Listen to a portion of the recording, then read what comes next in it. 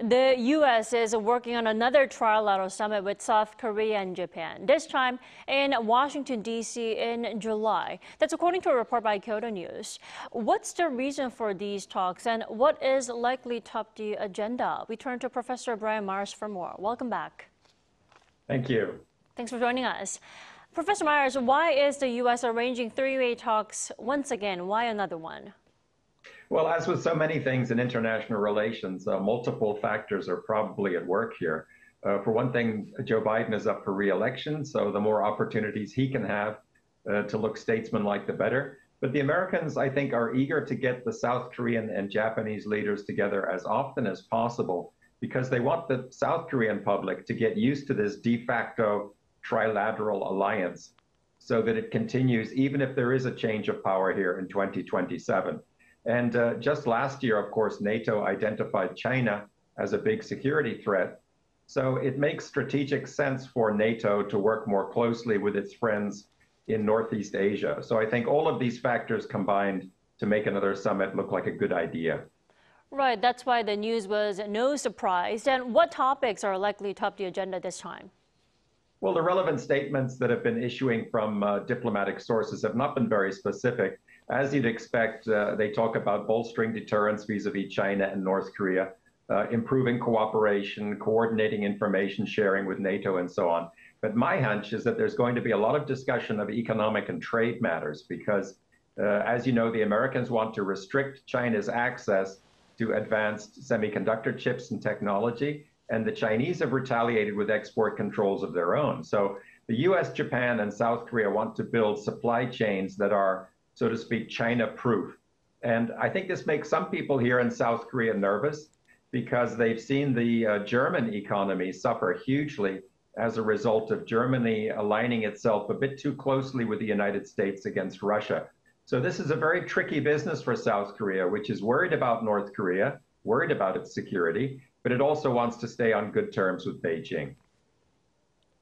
Right, and speaking of North Korea, it seems like talks between North Korea and Japan regarding a possible summit between the two have been ongoing, although without success yet. Do you think the trilateral summit between Seoul, Washington, and Tokyo will make the North move away from a Kim Jong-un-Kishida summit? What do you think?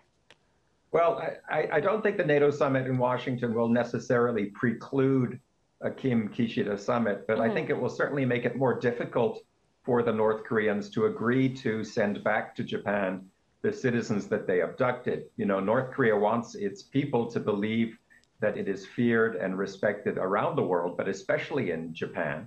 So to make that sort of a concession at a time when Kishida is strengthening military cooperation with the United States would be very difficult for Kim Jong-un, I think. He's a dictator and a monarch, yes, but he still needs to think about public opinion, as all dictators do.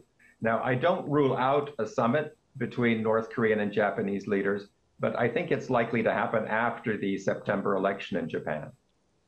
Definitely. Now, let's talk about what happened over the weekend over in the north across the borders. A North Korean leader, Kim Jong-un, he inspected a construction site at the regime's ruling power training school. Now, why did the North State media report on this? I mean, why is his visit there important or even noteworthy? Well, the North Korean media report on Kim's every appearance, no matter where he goes. But perhaps this one can be seen in the context of the regime's effort to present itself to the outside world as a functioning party state, as opposed to the family-owned, really monarchical dictatorship that it is.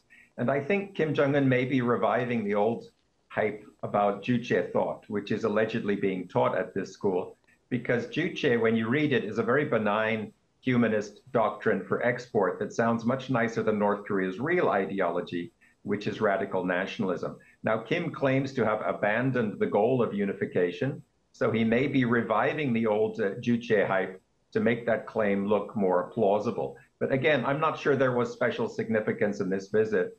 This kind of public appearance is pretty much personality cult business as usual. Right. And there were also satellite imagery released over the weekend taken by Planet Labs. There were groups of people spotted at the Medium Parade training ground over in Pyongyang, the capital of North Korea. Does this hint there may be a military parade in the near future? I mean, what might that be for?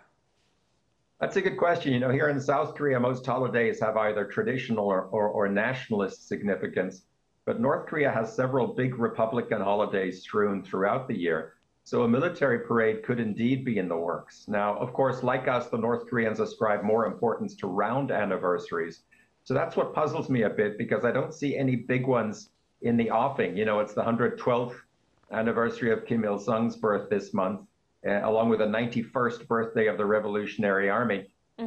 So nothing really seems to merit an especially big parade. I think it could be a parade planned perhaps for the 30th anniversary of Kim Il-sung's death. You know, he died in July 8th, 1994. So that would be 30 years. That would make sense. But, you know, this is a military first state, and military progress, ballistic progress, is virtually the only kind of progress that the regime can boast about. So I wouldn't be at all surprised if it decides to hold a parade on a relatively unimportant anniversary just to give the public a spectacle to cheer about. That's an interesting analysis. All right, Professor Myers, thank you so much as always for your insight. You have a wonderful day. You too. Thank you.